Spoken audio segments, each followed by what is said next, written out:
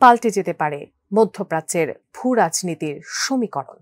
ইরানের প্রেসিডেন্ট ইব্রাহিম রাইসির মৃত্যুর পরই এই শঙ্কা দেখা দিয়েছে।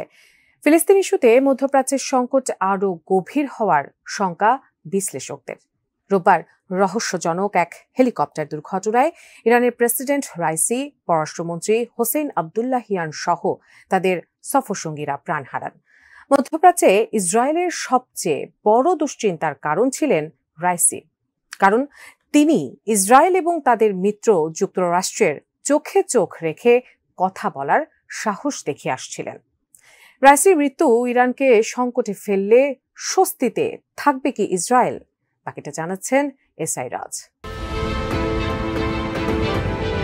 চলতি বছরের সবচেয়ে আলোচিত খবরের মধ্যে গাজা যুদ্ধের পর যুক্ত হল রহস্যজনক এক হেলিকপ্টার দুর্ঘটনায় ইরানের প্রেসিডেন্ট ইব্রাহিম রাইসি ও পররাষ্ট্রমন্ত্রী হোসেইন আমির আবদুল্লাহিয়ানের মৃত্যু। রোববার ইরানের পূর্ব আজারবাইজান প্রদেশের জোলফা এলাকায় দুর্ঘটনার কবলে পড়ে প্রেসিডেন্ট ও পররাষ্ট্রমন্ত্রীকে বহনকারী হেলিকপ্টারটি। বিশ্লেষকরা মনে করেন, ভূরাজনীতির প্রভাবশালী এই দুই নেতার মৃত্যুতে অনেকটাই পাল্টে যেতে পারে মধ্যপ্রাচ্যের রাজনৈতিক সমীকরণ। তবে কি এই মৃত্যু থেকে সবচেয়ে লাভবান হবে ইসরায়েল? এমন প্রশ্নও উঠে আসছে। রাইসির মৃত্যু শুধু মধ্যপ্রাচ্য নয়, বরং প্রভাব ফেলবে মধ্য এশিয়া ও ইউরোপীয় ভূরাজনীতিতেও। বিশেষ করে ইউক্রেন রাশিয়া যুদ্ধে রুশ বাহিনীকে যে বিপুল পরিমাণ ড্রোন ও সমরাস্ত্র সরবরাহ করেছিল তেহরান, এখন সেই পদক্ষেপ কতটা ধারাবাহিক থাকবে সেই প্রশ্নও উঠতে শুরু করেছে অনেক মহলে। এছাড়া রাইসির নেতৃত্বে আর্মেনিয়া আজারবাইজান সংঘাতেও গুরুত্বপূর্ণ ভূমিকা পালন করেছিল তেহরান। বার্তা সংস্থা অ্যাসোসিয়েটেড প্রেসের এক প্রতিবেদনে বলা হয়, মধ্যপ্রাচ্য জুড়ে চলমান সংঘাতে ব্যাপক প্রভাব ফেলবে ইব্রাহিম রাইসি ও হোসেইন আমির আবদুল্লাহিয়ানের মৃত্যু। গেল কয়েক বছর ধরে মধ্যপ্রাচ্য জুড়ে সক্রিয় সশস্ত্র গোষ্ঠীগুলোকে সামরিক সহায়তা দিয়ে আসছিল তেহরান।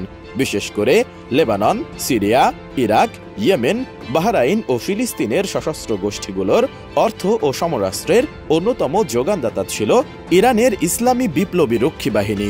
নতুন প্রেসিডেন্ট অতটা আগ্রাসী হয়ে উঠবেন কিনা সেটা এখন বড় প্রশ্ন সশস্ত্র গোষ্ঠীর কাছে। এসব গোষ্ঠী মধ্যপ্রাচ্যে আমেরিকা ও ইসরায়েলের স্বার্থের জন্য ক্রমাগত হুমকি তৈরি করে আসছিল। এর মধ্যেই গত মাসে ইব্রাহিম রাইসির সরকার সরাসরি ইসরায়েলের অভ্যন্তরে ড্রোন ও ক্ষেপণাস্ত্র হামলা করে। পাল্টা প্রতিক্রিয়ায় ইসরায়েলও ইরানের ইস্পাহান শহরে ড্রোন ও ক্ষেপণাস্ত্র হামলা চালায়। এই ঘটনার আগে কেউ কল্পনাই করতে পারেনি মধ্যপ্রাচ্যের কোনো দেশ ইসরায়েলে হামলার সাহস করতে পারে। সেই অসম্ভবকেই সম্ভব করে দেখিয়েছেন ইব্রাহিম রাইসি।